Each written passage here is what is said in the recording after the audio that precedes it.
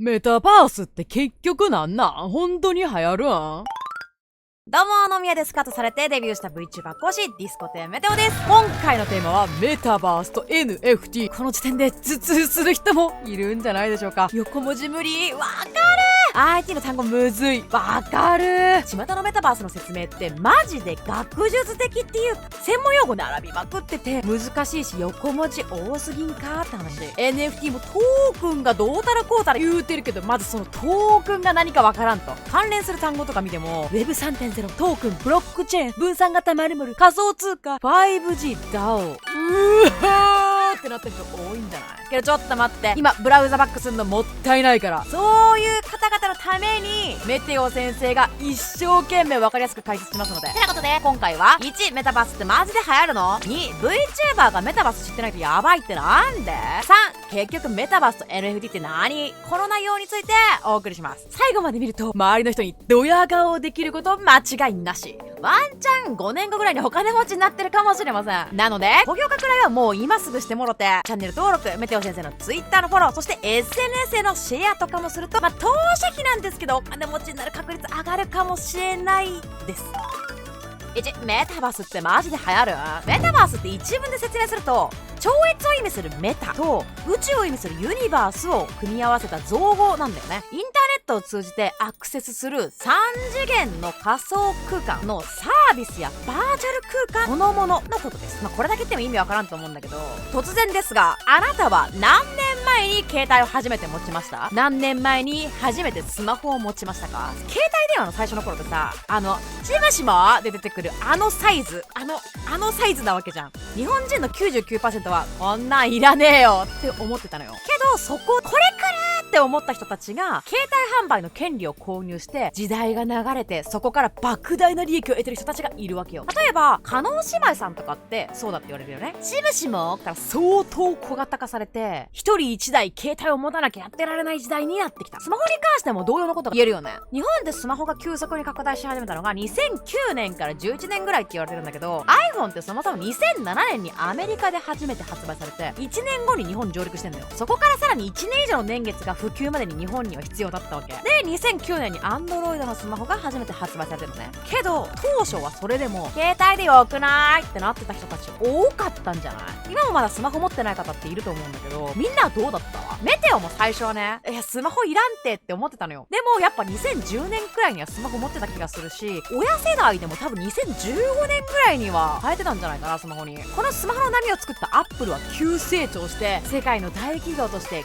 GAFAM の一角に並べられるようになったんだけど、ちなみに GAFAM って言うと何それって感じだと思うんだけど、 Google、Amazon、Facebook、Apple、Microsoft の今世界を牽引していると言われている5つの企業の総称 GAFAM なんだよね。スマホが普及した時に時代の波に乗れなかった携帯電話を作っていたメーカーの業績がこの頃から急激に落ち込んでることを見ても、来た時に対応してたらすでに遅いってことがわかるでしょ。スマホが普及する前に携帯電話でさ、テレビとか動画見るのにワンセグってあったと思うんだけど、めっちゃ遅くて結局あんま見なかった人多いと思うんだけど、今はスマホでガンガン動画見るよね。この動画をスマホで見てる人も多いんじゃないかな。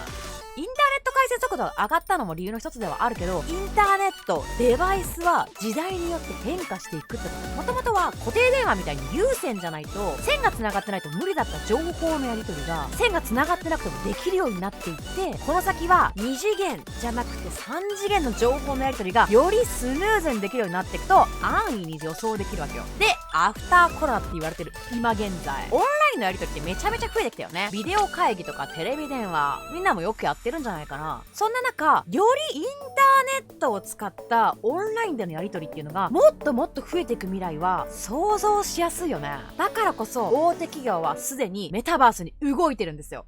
Facebook はすでにメタバースの波に対応するべく2021年10月に社名をメタに変えてたりするのね。2018年くらいからメタバースは始まったって言われてるんだけど、2022年になって日本も含めてかなり大きな動きがあるのね。例えばディズニー、サンリオ、ナイキ、ソニー、リコー、パナソニック、KDDI や NTT ドコモ、三菱地所、日産とかがもう毎日のようにプレスリリースを出してるのね。2022年6月 VTuber 界隈でもこんなニュースがあったよね。簡単に説明すると V スポやパレットプロジェクトを運営してる企業さんが経営統合してメタバース領域で事業を展開するために13億円の資金調達をしたってニュースなのね。こうやって見ると世界中でこんだけ大きなお金と名だたる企業たちが動いてるのにメタバースが流行らない未来ってあると思う？ないのよ。だからはっきり言います。メタバースの時代は来る。だからこそこの波に乗り遅れないようにこの動画を最後まで見て、1回で理解できなかった部分はもう1回そこだけちょっと見てもらって友達にドヤ顔できるぐらいちょっと理解してみてほしいんだよね。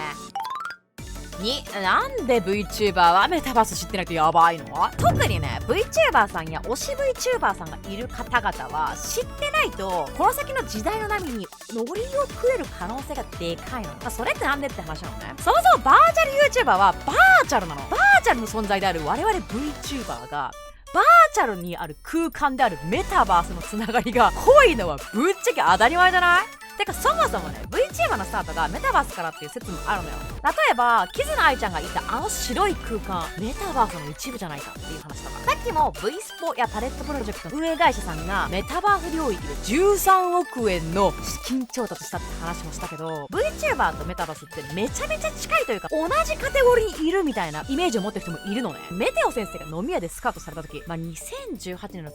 月ぐらいだったと思うんだけど、メタバースって言葉だったかちょっと記憶ないんだけど、バーチャル空間とか仮想空間の中で店舗を開いたり、そこで服とか物とかの売買が行われる時代が来るよ。だからこそバーチャル YouTuber なんだよっていうのを今の所属先の社長から話聞いてメテオ目キラッキラさせた気がするのね。最近ホロライブの CEO であるヤゴーさんがメタバースについて解説してるビジネス記事を拝見したり、 VTuber さんの音楽フェスとかイベントって今メタバース空間でめちゃめちゃ行われまくってるの。 VTuber の技術ってメタバースの技術とめちゃくちゃ親和性が高いのよ。そういえばそうだよなって思う人も多いんじゃないかな。特にさっきも言った通りライブイベントとかはメタバース空間でめちゃくちゃ実施されてきてるのね。コロナ対策もあってリアルイベントができない中、インターネ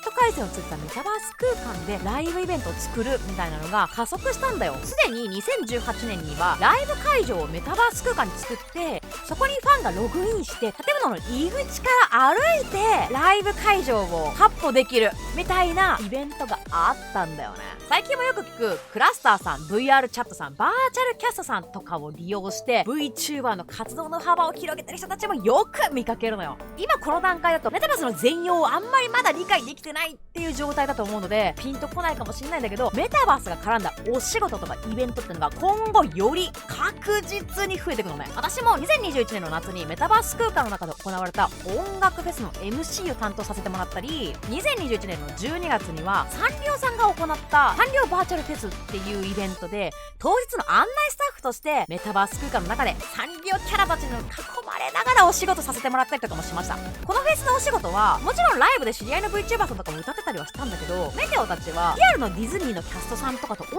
じ感覚でご案内したりとかで働いてたの。メタバース関連のこういったお仕事って今後絶対増えていくのよ。ってことはそういうのに詳しい人とか慣れてる人、実績のある人たちにお仕事が集中するっていうのは安易に想像できるよね。一部ではメタバースに対応した人たちが次の時代を制すると言われている今、そこに近い場所にいる我々 VTuber が乗り遅れるわけにはいかんのですよ。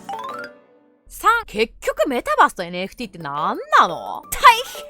申し訳ございません。これ話し始めると最低あと13分は必要と判断したので、次回の動画でここら辺より詳しいメタバースと NFT が何なのか、そして NFT とメタバースはどう繋がってるのかについてきちんと分かりやすく解説させてもらいます。とはいえこのままだと消化不良だと思うので、メテオ先生のお友達、中京テレビのアナウンサー部に所属している VTuber であり、現在中京テレビが関わっているメタバース事業の中心にいると言っても過言ではない大津田 L に簡単に説明してもらいました。中京テレビアナウンス部所属の VTuber アナウンサー、伝える伝わる大津田 L です。メタバースとはコンピューターやネットワークの中に作られた現実世界とは異なる3次元の仮想空間やそのサービスの総称のここと。自分好みの容姿、服装、さらに性別や種族なんかも自由に選んで、もう一つの自分として遊んだり創作活動をしたり、今後は経済活動もできるようになったり、今は液晶デバイスや VR ゴーグルを通じて見ることしかできませんが、いつの日か映画レディープレイヤー1のように触られた感触や痛みがわかるスーツなんかが開発される日も来るかも。大塚が説明してくれている映画レディープレイヤー1の話なんですけど、これはスティーブン・スピルバーグ監督によるメタバースが題材の映画って言われてるのね。でも見たことないんで詳しくは語れないんですけど、その他にもメタバースを題材にした映画サマーウォーズとか、アニメでいうとソードアートオンラインの世界がイメージに近いって言われてます。メタバースがどんなものかちょっとだけでもイメージついたかなということで、今回のまとめ。メタバースはマジで来る。てかもう来てる。メタバースを制した者が次の時代を制するかも。 VTuber はメタバース関連のお仕事が人よりも身近に。まだまだなんでメタバースが来るのか、どんな未来が待ってるのかってのは語れてない部分が多いのと、 NFT がどんなものでそれがメタバースとどう絡んでくるのかがわからない状態だと思う。それでもメタバースなんかちょっと知っといた方がいいかもって思い始めてるんじゃないかな。次回メタバースが実際にどんな未来を実現してくれるのか、なんでメタバースでお金持ちになるみたいなことがあり得るのかみたいなことと、それに絡む NFT って何がすごいのってあたりについて、今回と同じくらいの難易度ぐらいまで下げて説明しようと思ってるので、このチャンネルのチャンネル登録、そして通知のベルマーク、メテオ先生の Twitter のフォローとこの動画の高評価をして次回の動画を楽しみにお待ちください。てなことで第19弾は以上。